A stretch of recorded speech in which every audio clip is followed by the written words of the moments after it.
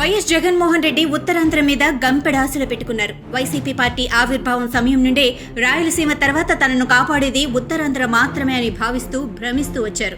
కోస్తా ఆంధ్రాలో తనకు ఎలాగూ గ్రిప్ దక్కదన్న భావనతో జగన్ రాయలసీమ ఉత్తరాంధ్రలను తనకు కంచుకోటగా మలుచుకోవాలని భావించారు.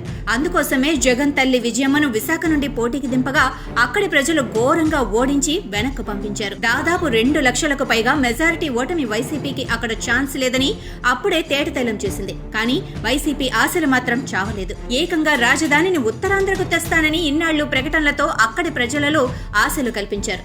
ముందుగా 3 రాజధానులంటూ చెప్పినా చివరికి విశాఖే రాజధాని అంటూ ప్రకటిస్తూ మురిపం పెంచారు. కానీ తీరా ఎన్నికలకు సమయం ఆసన్నమైన ఇప్పటికీ విశాఖ రాజధాని ఊసేలేదు. కనీసం వైసీపీ నేతలు చెప్పిన విశాఖ నుండి పరిపాలన కూడా అమల్లోకి రాలేదు. అసలే ప్రజల్లో అసంతృప్తి, పైగా రాజధాని మోసం. ఇప్పుడు అభ్యర్థుల మార్పు కలిసి ఉత్తరాంధ్ర నేతలు వైసీపీకి బై బై చెప్పేస్తున్నారు. జగన్ ఎలాగైనా విశాఖతో పాటు ఉత్తరాంధ్రలో పట్టు కోసం పోరాడుతూ ఉంటే పార్టీ ఆవిర్భావం నుంచి పనిచేస్తున్న పలువురు నాయకులు మాత్రం పార్టీకి దూరం అవుతున్నారు. వైసీపీ హైకమాండ్ కు ఇది మింగుడు పడటం లేదు. ఒకరు కాదు, ఇద్దరు కాదు, ఏకకాలంలో నాయకులంతా పార్టీని వీడుతూ ఉండటం ఇప్పుడు జగన్ ను కలవరపాటుకు గురిచేస్తోంది.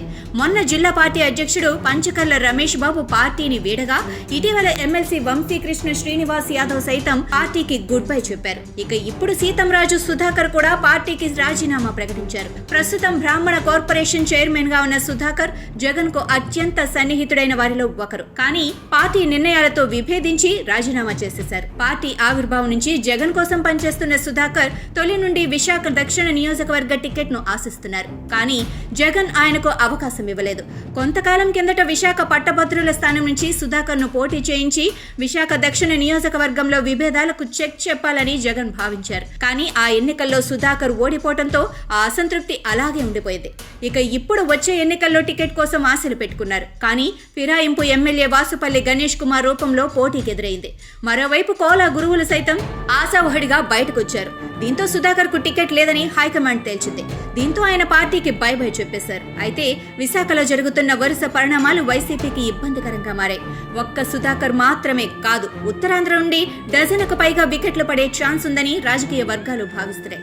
పలుచోట్ల సీనియర్లకు టికెట్లు లేవని అధిష్టానం తేల్చడంతో వీరంతా ఇప్పుడు తిరుగుబాటు బావుటా ఎగరవేసేందుకు సిద్ధమవుతున్నారు. ఇన్ఛార్జీల మార్పుపై పార్టీ కార్యకర్తలు, ద్వితీయ శ్రేణి నేతలు తీవ్రంగా ఆగ్రహం వ్యక్తం చేస్తున్నారు. కొత్త వారికి సహకరించే పరిస్థితి లేదని బహిరంగంగానే తేల్చేస్తున్నారు. దీంతో ఈసారి కూడా జగన్ విశాఖ ఆశలు ఆవిరైనట్లేనని పరిశీలకులు విశ్లేషిస్తున్నారు.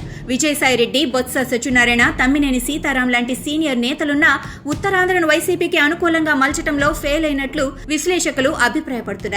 జగన్ అనాలోచిత నిర్ణయాలతో ఇన్నాళ్లు ఉత్తరాంధ్ర నేతలు ఇబ్బందులు పడగా ఇప్పుడు టికెట్ల కేటాయింపులో గందరగోళం, ఇప్పటికే ఖరారైన పార్టీ ఓటమి ఇక్కడ నేతలను పార్టీకి దూరం చేస్తున్నట్లు భావించాల్సి వస్తోంది.